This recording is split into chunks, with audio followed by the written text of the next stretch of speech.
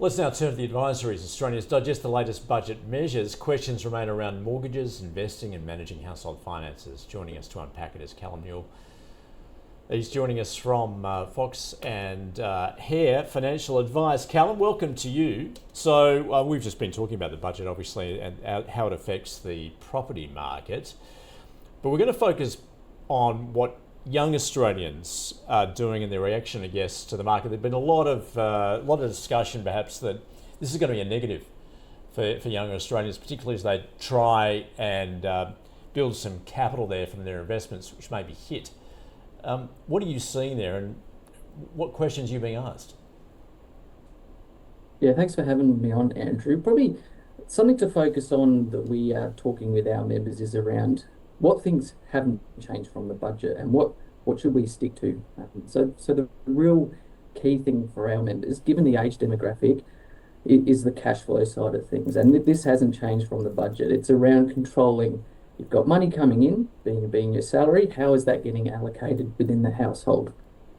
Now, reviewing that and making sure that it's structured correctly, we know where all the money's going, and not letting things slide in the household budget, particularly if there's pay increases or there's other costs that are just slipping through the cracks. By reviewing this constantly with our members, we're making sure that that monthly surplus that they have to put to work into markets or other investment strategies, that is really maximised.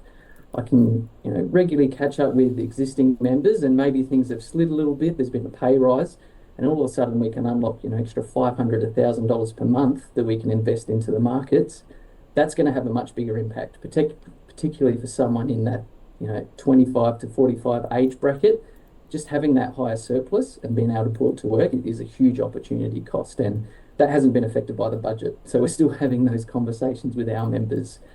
Another key strategy that is still out there, that we're talking with a lot of our members, is leveraging into the markets, whether that's through borrowing against their existing property to invest, or even implementing or continuing to implement a debt recycling strategy. Now that's where you're paying down your non-deductible home loan, redrawing that amount and investing it into the market. That is still tax deductible. So nothing has changed materially from the budget there. So implementing those strategies or continuing to do that, there's still the opportunity to get some tax savings with those strategies. Mindful, the impacts of capital gains, will be down the track, and that is going to affect young people. But in terms of what we can, the quick wins for today and things that haven't changed, there's the debt recycling piece.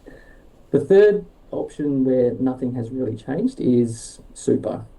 So no material changes there, from the budget, from our perspective. And it's really around those members of ours where maybe they were sitting on the fence around, oh, look, we're investing outside super and, maybe salary sacrificing more into super. If now super's starting to look a little bit more attractive, we're definitely having conversations with our members around, okay, let's, what was previously maybe salary sacrificing a few $100s a month, now we're starting to ramp that up, particularly for our, I say older members, but they're probably only in their mid-40s, so that's probably young by your numbers, Andrew. But it's really around making sure that what they're doing is appropriate, and definitely putting money into super is starting to become more attractive for some people.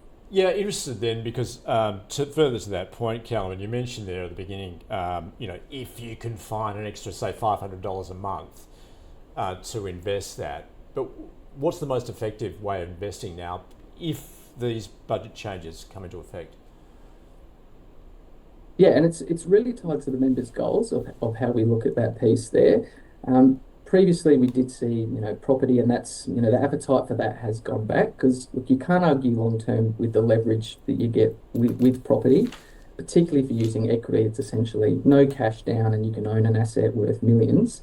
But really, having to forego those short-term tax benefits, that does change the picture a little bit.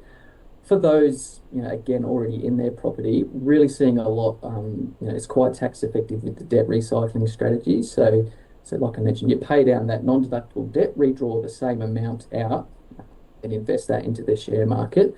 That is quite tax effective, and it can help hedge against, interest rate rises, and particularly those members of ours that are on that top tax rate, it can unlock significant tax savings. So just in terms of a mortgage, I mean, obviously, if you're lucky enough to own a home, more than likely your biggest outgoing is going to be your mortgage repayments.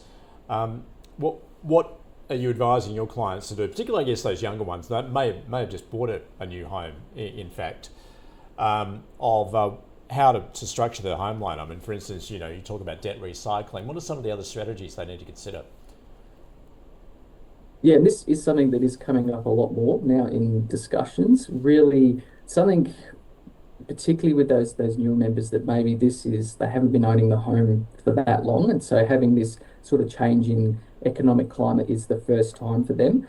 So some big questions coming up are like, do we start to fix our home loans, like the fixed versus variable question? So in terms of how I'd normally unpack that with our members is, if we set aside that unique time during COVID where fixed rates were, incredibly cheap, if you're choosing to fix your home loan to try and beat like the variable rate or beat the banks, it's been shown historically that that's very difficult to do. So even I had a recent conversation with one of our clients around looking to fix because interest rates are going up. And I'm like, well, variable's actually still lower than fixed. So you're actually going to be paying more.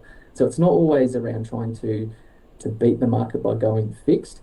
Where we would definitely consider like fixing the home loan rate is if there's a period of uncertainty. So a lot of people that we work with is around, they bought the property, natural progression is to then start a family. So if you've got the reduced income period and you just want that certainty of what your loan repayments are going to be, say over a 3 or 4 year period, whilst you're on that reduced income, you're on parental leave, that's where fixing can become an option. But really, we work closely with a lot of brokers there, and they can flesh that out. But probably the biggest thing is just to regularly review your mortgage. It's super important. We do get that creeping interest rates with where you're at. But ideally, we like to get in front of our members before they buy the property, because the most common thing that I see that leads to stress is just simply buying too much property.